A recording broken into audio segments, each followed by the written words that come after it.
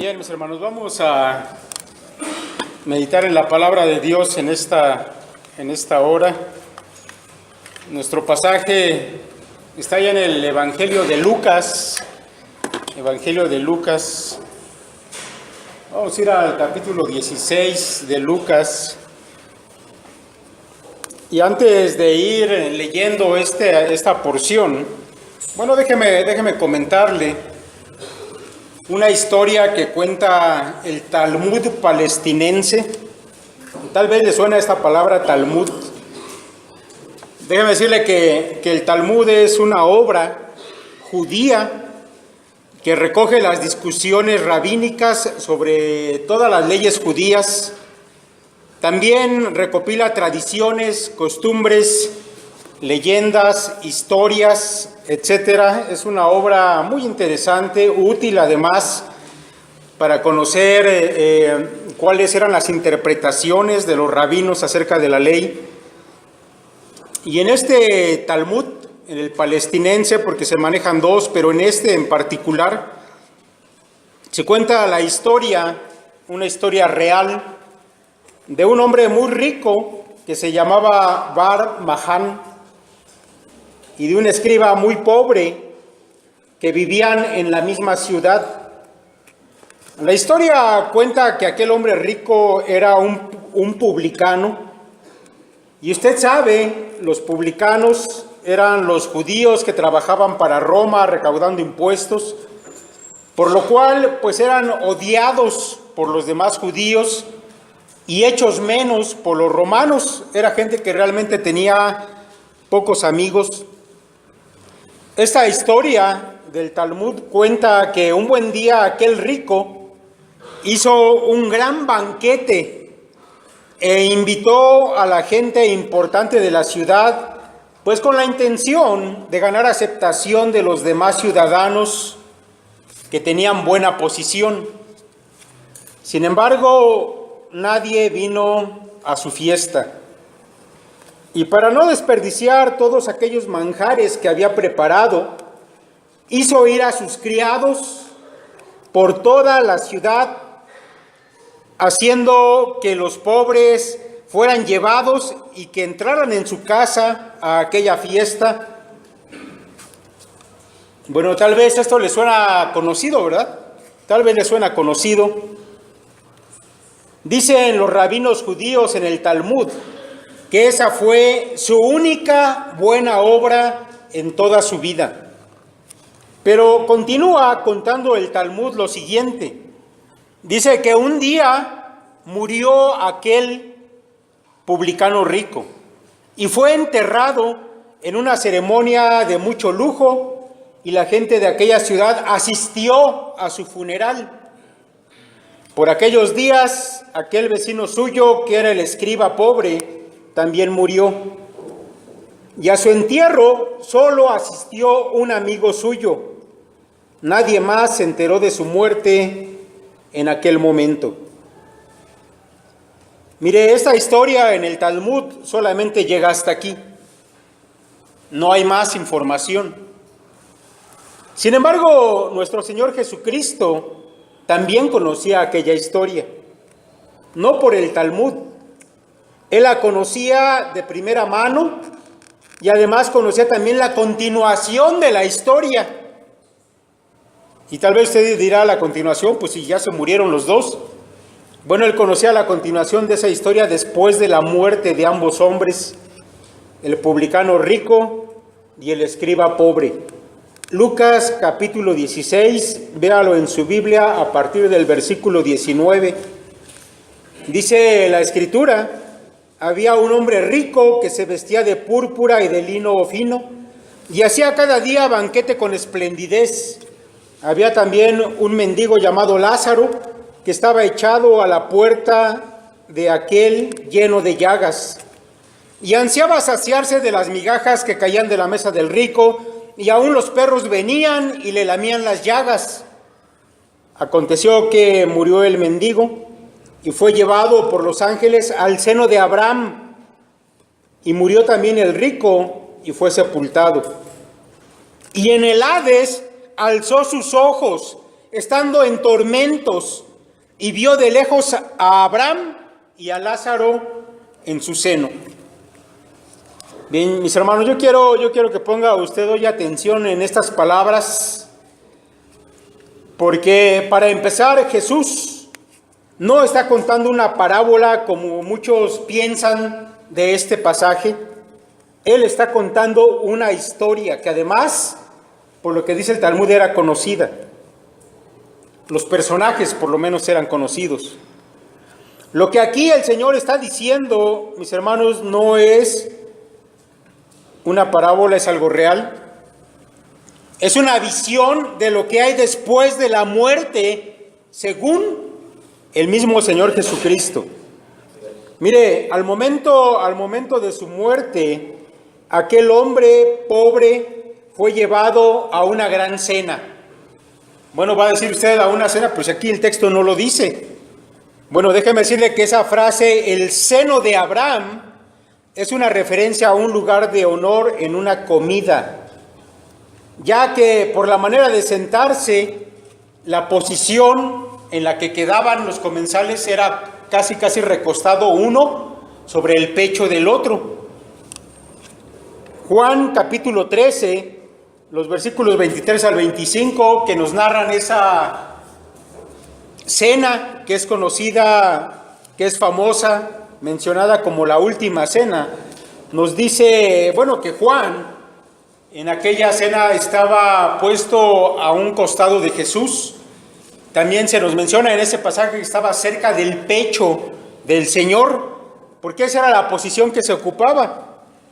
Ahora imagínese a este hombre, Lázaro, un pobre, que en vida había sido olvidado, despreciado, que mendigaba y ansiaba comer de las migajas de la mesa de aquel rico. Ahora está a la mesa, y ni más ni menos, escuche esto, que sentado en el lugar de honor, recostado en el pecho de Abraham o en el seno de Abraham. Ahora, yo quiero decirle que la idea de que este hombre pobre estuviese ocupando tal lugar de honor debió haber sido algo escandaloso para los fariseos que estaban escuchando esta historia. Porque allí en ese capítulo 16, el verso 14, lo puede ver, se nos aclara que los fariseos estaban allí escuchando. Y para ellos, un hombre pobre era un hombre que estaba en esa condición de pobreza precisamente por no tener una buena relación con Dios.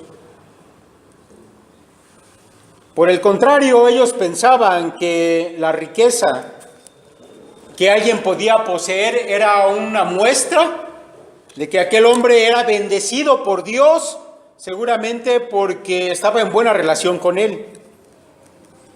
Pero mire, el Señor en varias ocasiones dejó en claro que esto no era así. Más bien el Señor había declarado que para los ricos era más difícil entrar al reino de los cielos que un camello pasase por el ojo de una aguja.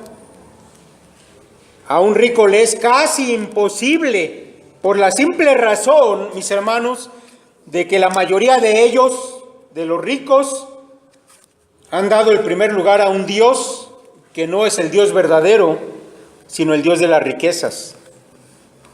Y eso, mis hermanos, es una constante en el texto bíblico.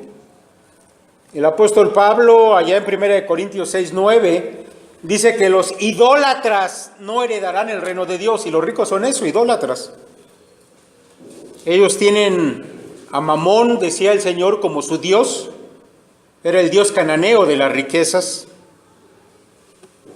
El mismo Señor, pero en Apocalipsis 21:8 dice, los idólatras y todos los mentirosos tendrán su parte en el lago que arde con fuego y azufre, que es la muerte segunda. No olvide esas palabras. Los idólatras tendrán su parte en el lago que arde con fuego y azufre, que es la muerte segunda. Ahora déjeme decirle que, por supuesto, Lázaro no había ido a la gloria por solamente ser pobre. Mire, de hecho a mí me parece que el Señor Jesús, de manera deliberada, no dice la razón por la cual Lázaro fue al seno de Abraham. Digo, yo cuando iba o voy a esta historia y leo allí, sí me puedo dar cuenta de por qué el rico fue a ese lugar de tormento. Pues era un hombre que tenía como Dios a las riquezas, que era indiferente a la necesidad de aquel pobre. No era un hombre que hubiera sido regenerado, cambiado, que fuera sensible a estas cosas. Pero yo me pregunto por qué el Señor omite totalmente decir la razón por la cual Lázaro fue al seno de Abraham. Pero a mí me parece que el Señor omite esta explicación de manera deliberada, porque, mis hermanos, los fariseos que estaban escuchando debieron haber deducido de inmediato que algo estaba mal en su manera de pensar, porque no coincidía con lo que Jesús estaba diciendo. Ellos, de hecho, buscaban la riqueza como una muestra de la bendición de Dios, pero Jesús les está diciendo que ellos en ese concepto están equivocados. De hecho, todo este pasaje de Lucas 16 nos habla precisamente acerca de la administración de los bienes materiales. Y a mí me parece que si ellos, los fariseos, si de verdad hubieran estado interesados en su destino final, su destino eterno, debieron haber preguntado cuál era el camino correcto. Pero ¿sabe qué? No lo hicieron. Y el Señor omitió de manera deliberada explicar por qué Lázaro había ido al seno de Abraham. Pero mire, volviendo a nuestra historia, yo quiero que ponga atención en la suerte de ese hombre rico, que en esta historia, mis hermanos, ocupa un lugar central. Verso 22 dice: y murió también el rico y fue sepultado, y en el Hades alzó sus ojos, estando en tormentos, y vio de lejos a Abraham y a Lázaro en su seno. El Hades, ahí es donde aquel hombre abrió sus ojos, y esa palabra abrió sus ojos, mis hermanos, quiere decir estuvo consciente. El Hades es una palabra con que los griegos se referían al lugar donde iban los muertos. Mis hermanos, para los judíos, el Hades en la lengua griega era el equivalente del Seol que se menciona en el Antiguo Testamento. Y el Seol es el lugar a donde iban todos los muertos, según la concepción judía, ya fuera buenos o ya fueran malos, todos iban al Seol.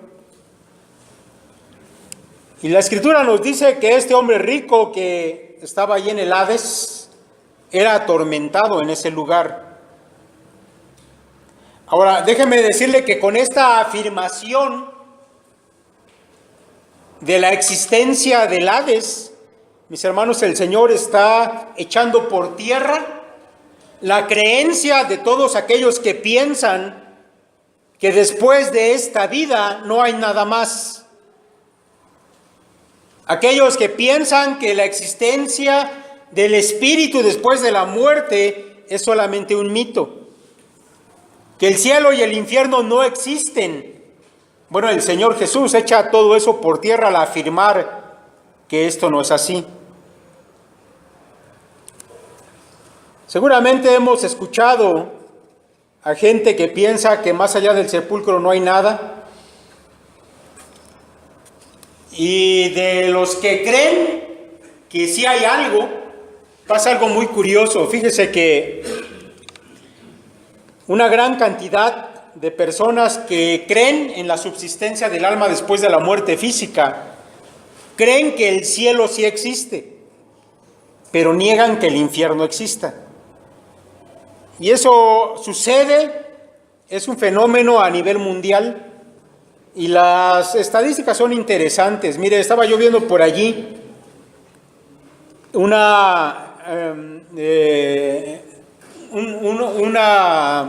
censo, una estadística que se hizo allá en Estados Unidos en el año de 2008, una encuesta en los Estados Unidos, y arrojó, fíjese, en 2008, que cerca del 60% de los norteamericanos no creen en el infierno.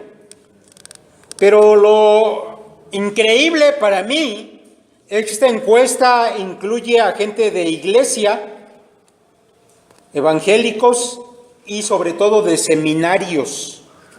Y una buena cantidad de la gente de las iglesias en Estados Unidos y de los seminarios norteamericanos no creen que exista el infierno.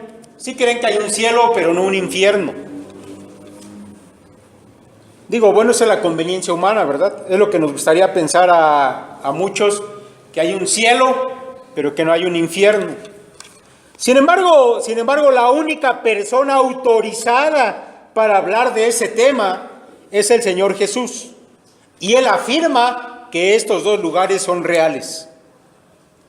El Señor está contando aquí una historia real, y en esa historia la muerte no es el final. Ahora, yo quiero que veamos algunos detalles de esta narración. Versos 24 y 25, y después voy a explicar algunas de estas cosas. Dice el texto: entonces él, dando voces, dijo: Padre Abraham, ten misericordia de mí, y envía a Lázaro para que moje la punta de su dedo en agua y refresque mi lengua, porque estoy atormentado en esta llama. Pero Abraham le dijo: Hijo, acuérdate que recibiste tus bienes en tu vida, y Lázaro también males, pero ahora este es consolado aquí y tú atormentado. Mire, muchos se preguntan, y me lo han preguntado, ¿qué pasa después de que uno muere? ¿Cuáles son las circunstancias? Y aquí encontramos algunas de estas. En primer lugar, déjeme decirle que aquel hombre estaba consciente de dónde estaba. Estaba consciente de quién era Lázaro, es decir, que sí lo reconoció. Sí reconoció a Lázaro después de que ambos estaban muertos, y allá, en aquel lugar, lo vio a distancia y supo quién era. Estaba consciente de que él ya había muerto. Y además era consciente también de que en el mundo en el que había vivido aún estaban sus 5 hermanos vivos, como nos declara el versículo 28, y eso quiere decir que cuando usted muera se va a acordar de lo que hizo en este mundo y de la gente que se quedó viva todavía en este mundo. Bueno, hay quienes enseñan que la muerte es un estado de inconsciencia, pero déjeme decirle que no es así. El día que muramos vamos a estar más conscientes que nunca. Una segunda cosa: aquel hombre rico experimentaba sensaciones, pues podía sentir los tormentos de la llama en que estaba, y además también esa sed calcinante que le consumía y le hacía clamar por una gota de agua. ¿Ha usted sentido sed, de esa sed que provoca desesperación? ¿Lo ha sentido alguna vez? Bueno, si lo ha sentido, déjeme decirle que eso no se compara con lo que este hombre estaba sintiendo. Él era consciente y además tenía sensaciones. Número 3, una tercera cosa: se le informó que su condición había cambiado. Ahora él ya no podía dar órdenes, y menos a Lázaro, porque lo va a intentar. Ahora recibiría lo que la estricta justicia de Dios dictaba para él.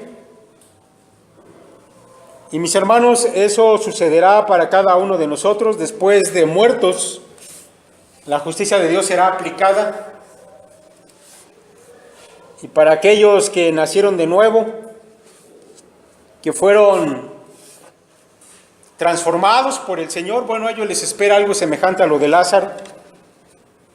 Pero para aquellos que no fue así, bueno, ellos estarán en esa condición del rico, y se les va a informar que esa va a ser su condición para la eternidad.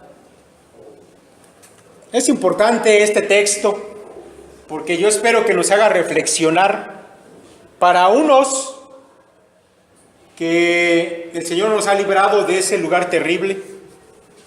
Para otros, si usted no ve ningún cambio en su vida, si usted piensa que es cristiano, pero usted lo sabe, si no ha habido una transformación en su manera de vivir, más vale que lo considere seriamente, porque lo que está contando aquí el Señor es algo muy serio y es algo de lo que más vale, mis hermanos, que lo reflexionemos. Mire, yo quiero también comentarle otra cosa, y tiene que ver con el asunto de poder salir de ese lugar, porque a algunos, y usted sabe a quiénes, se les ha enseñado de un lugar al que se llama el purgatorio, y donde dicen ellos van a pasar solamente por un tiempo, para purgar algunos pecados y después salir de allí e ir a la gloria. Pero escuche esto, verso 26. Además de todo esto, una gran cima está puesta entre nosotros y vosotros, de manera que los que quisieren pasar de aquí a vosotros no pueden, ni de allá para acá. No se puede. Nadie de los que están en ese lugar de tormento puede salir de allí. Tampoco los que están en la gloria podrán pasar si lo quisieran. Yo creo que no lo van a querer, pero si quisieran ayudar a alguno de los atormentados no pueden,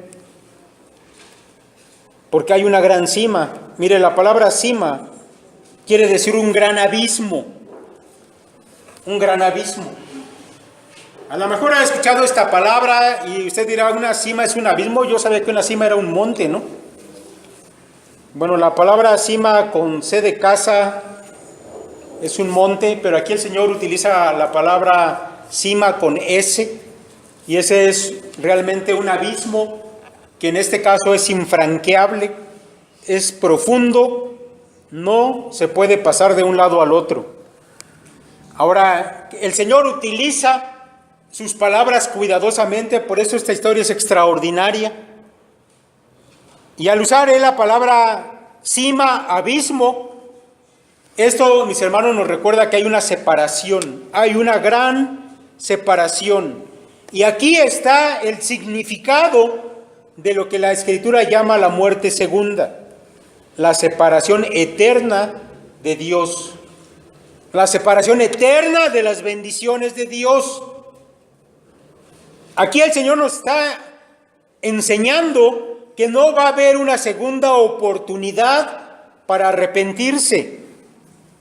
Quienes hayan ido a ese lugar de tormento no podrán ya más clamar a Dios, porque estarán eternamente separados de Él. La separación de Dios es lo peor que le puede pasar a un ser humano. Mire, el Señor Jesús, como ya lo hemos dicho en otras ocasiones, fue quien más habló del infierno o la muerte segunda, de la separación. Y la descripción que el Señor hace de ese lugar es aterradora. Para la mente judía, que podía comprender el contexto histórico de las palabras de Jesús, cuando Él habló en algunas ocasiones de ese lugar de tormento, sin duda que era algo temible. Mira, escuche, por ejemplo, lo que el Señor Jesús dijo en Marcos 9, 45 y 46. El Señor dice, y si tu pie te fuere ocasión de caer, córtalo. Mejor te es entrar en la vida cojo que teniendo 2 pies ser echado en el infierno, al fuego que no puede ser apagado, donde el gusano de ellos no muere y el fuego nunca se apaga. Ser echado en el infierno, al fuego que no puede ser apagado, donde el gusano de ellos no muere y el fuego nunca se apaga. Mire, la palabra que en este pasaje de Marcos es traducida al español como infierno, es la palabra hebrea Gehenna. Y déjeme contarle un poco de esta palabra interesante. Es una palabra con historia. Esta palabra deriva del hebreo del Antiguo Testamento donde aparece ahí como Ge-Inom. Geena originalmente es Ge-Inom, que significa, mis hermanos, el valle de Inom. Ahora, este lugar, el valle de Inom, era algo real, era un torrente en las afueras de Jerusalén que había tenido un pasado deplorable, espantoso. Ese valle fue en el que el rey Acaz, que fue uno de esos reyes malos delante de Dios, un hombre abominable por las cosas que él hizo. En la antigüedad, este hombre Acaz había instituido el culto del fuego y los sacrificios de niños en el fuego. Segunda de Crónicas 28:3 dice lo siguiente: quemó también incienso en el valle de los hijos de Inom, e hizo pasar a sus hijos por fuego, conforme a las abominaciones de las naciones que el Señor había arrojado de delante de los israelitas. Cuando este hombre Acaz murió, vino otro rey, Manasés, que fue peor que el anterior, y siguió con este terrible culto pagano, según nos lo cuenta Segunda de Crónicas 33:6. De manera, mis hermanos, que ese valle de Inom, de donde deriva la palabra Geena, fue la escena de una de las más terribles caídas de Israel en esas profundidades del paganismo. Mis hermanos, ese lugar ciertamente era un lugar de demonios, donde estos promovían la idolatría del pueblo, los asesinatos de sus propios hijos ante el altar del diablo. Porque usted sabe, la Escritura lo declara, que los ídolos en sí no son nada, pero detrás de ellos hay demonios. Un lugar abominable, sin duda, ese valle de Inom. Sin embargo, iba a llegar Josías, ese joven rey que trajo reformas para el pueblo. Y la Escritura nos dice allá en Segunda de Reyes 23, que en esas reformas Josías declaró un lugar inmundo al valle de Inom. Dice literalmente así el texto: asimismo profanó el Tofet que está en el valle de los hijos de Inom, para que ninguno pasara a su hijo o a su hija por fuego como una ofrenda a Moloc. Profanó el Tofet. ¿Sabe qué significa la palabra Tofet? Es una palabra hebrea que significa tambor, y se utilizaba para referirse a la piedra sobre la cual depositaban a los niños y se quemaban. Pero se traduce como tambor porque se piensa que en el momento en que el niño era puesto allí en esa roca caliente, los idólatras que estaban ahí redoblaban el tambor, lo tocaban para evitar que se escucharan los chillidos, los llantos de los pequeños que se estaban quemando en ese lugar. De manera que Josías dice la Biblia que profanó el Tofet, es decir, lo rompió, lo corrompió. Él, Josías, declaró ese lugar inmundo y se profanó porque lo dedicó a ser un basurero, un incinerador de basura de la ciudad de Jerusalén. En consecuencia, mis hermanos, se convirtió en un lugar inmundo, asqueroso, en el que unos gusanos repulsivos se criaban en la basura y estaba siempre ardiendo y echando humo como un gran incinerador. La frase concreta que usa nuestro Señor Jesucristo para hablar del gusano que nunca muere y del fuego que nunca se apaga viene de una descripción, mis hermanos, del destino para los enemigos de Israel. Esa frase es tomada por nuestro Señor de Isaías 66:24, donde el profeta dice: y saldrán y verán los cadáveres de los hombres que se rebelaron contra mí, porque su gusano nunca morirá, ni su fuego se apagará, y serán abominables a todo hombre. Mis hermanos, a causa de todo esto, la Gehenna se había convertido en una especie de figura o símbolo del infierno. Es el lugar donde las almas de los malvados serían torturadas y destruidas. Así es como se usa, o esta es la idea que también el mismo Talmud transmite. Una frase de este libro de interpretaciones rabínicas dice lo siguiente: el pecador que se resiste a las palabras de la ley acabará por heredar la Gehenna. Así que Gehenna, o ya en nuestra versión en español, Gehenna, representa el lugar de castigo, y la palabra, mis hermanos, sugeriría a las mentes de todos los israelitas ideas tenebrosas y terribles. Así que a ese lugar había ido aquel rico. Y yo quiero que por un instante usted se imagine lo que sentiría, lo que pensaría ese hombre ahora que está totalmente consciente de las cosas, que además puede sentir y puede entender que allí donde está es el lugar donde va a pasar toda la eternidad. Toda la eternidad. Mis hermanos, esas son palabras muy grandes, la eternidad. La desesperación que debió haber sentido este hombre tuvo que ser inmensa. Su desesperación, mis hermanos, corrigiendo, debe ser inmensa. Y digo debe en tiempo presente, porque aunque Jesús contó esta historia hace 2000 años, hoy, mis hermanos, hoy, ese hombre permanece en la misma condición de separación y tormento que hace 2000 años, porque la eternidad la pasará allí.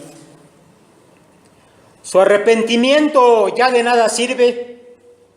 Sin embargo, yo estoy seguro de que él está totalmente arrepentido. No arrepentido de sus pecados, pero sí de que tal vez en vida pudo haber hecho algo. Él sabe que ya nada puede hacer para solucionar su situación. Así que en última instancia ya no pide por él mismo, pero sí pide por su familia que aún vive en este mundo. Versos 27 y 28. Entonces le dijo: te ruego, pues, Padre, que le envíes a la casa de mi padre, porque tengo 5 hermanos, para que les testifique, a fin de que no vengan ellos también a este lugar de tormento. Él sabe que en vida pudo haber cambiado tal vez su destino eterno, o al menos esa es la idea que tiene. Sin duda tuvo la oportunidad de hacerlo porque él era judío, y los judíos fueron instruidos desde niños, y aun cuando fue adulto, si lo que el Talmud nos cuenta es cierto, él tuvo como vecino a ese escriba pobre, con el cual pudo haber platicado. Los escribas eran expertos en la ley.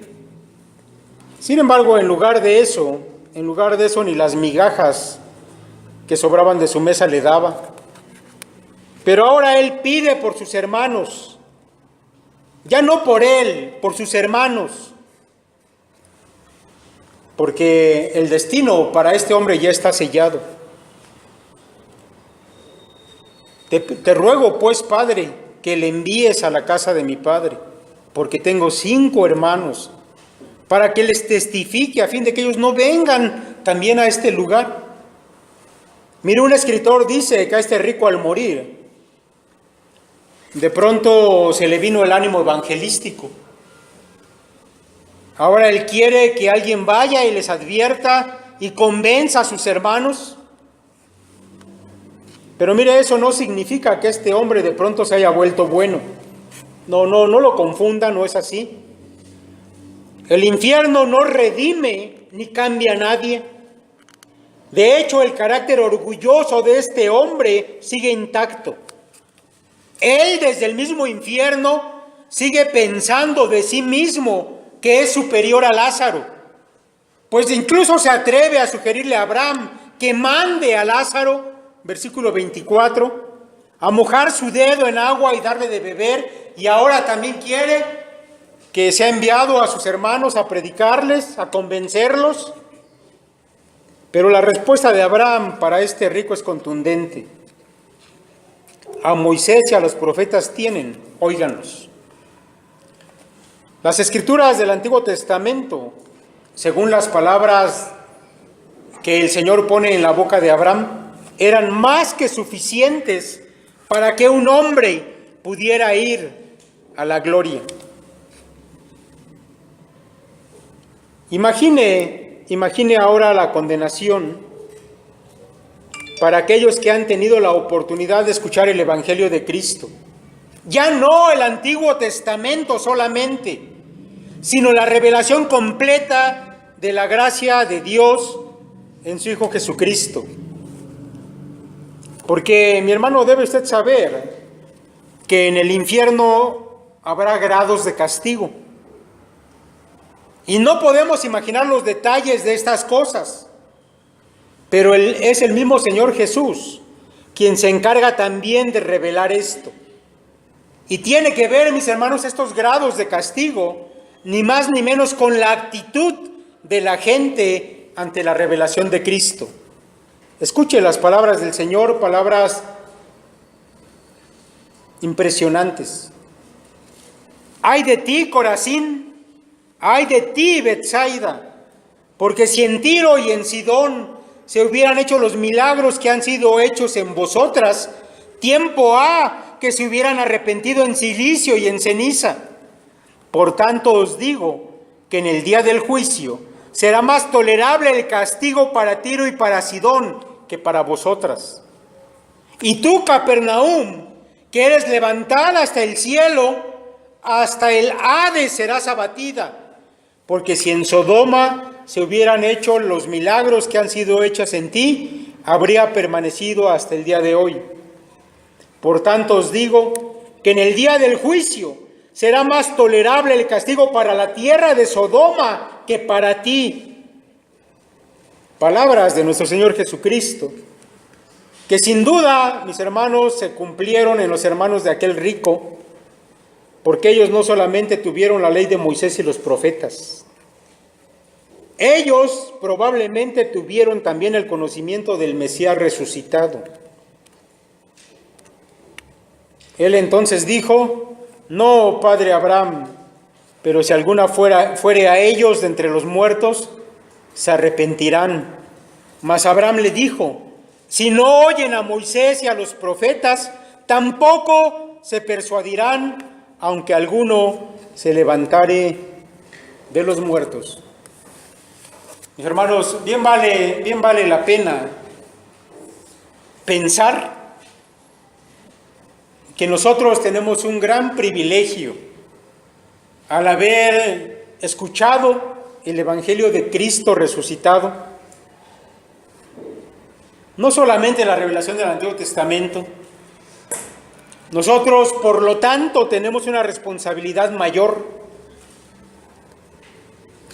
Si tú has prestado oído al Evangelio y has nacido de nuevo, tú tienes parte con la gloria, vas a participar de la cena del Cordero, de las fiestas de bodas del Cordero. Y mis hermanos, vamos a tener sin duda una alegría inmensa, un gran regocijo de estar en la presencia de nuestro Señor. Pero si tú que me estás escuchando no has nacido de nuevo, más vale que consideres estas palabras del Señor, porque ahora tienes la oportunidad de hacerlo. Va a llegar un tiempo en que la oportunidad se va a acabar y entonces no vas a poder hacer nada al respecto.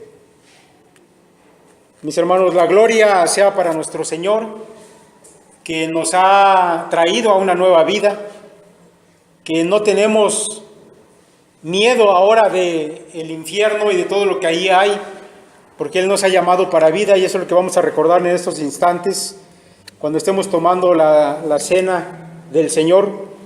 En virtud de la muerte de Cristo, mis hermanos, somos privilegiados. Y eso que merecíamos por naturaleza, la Biblia dice que por naturaleza éramos hijos de ira. El Señor nos ha sacado de ahí. Mis hermanos, eso es algo que nos debe llenar de gozo, de gratitud delante de Dios, que nos debe impulsar a vivir con responsabilidad, de acuerdo a lo que el Señor nos ha llamado a hacer ahora.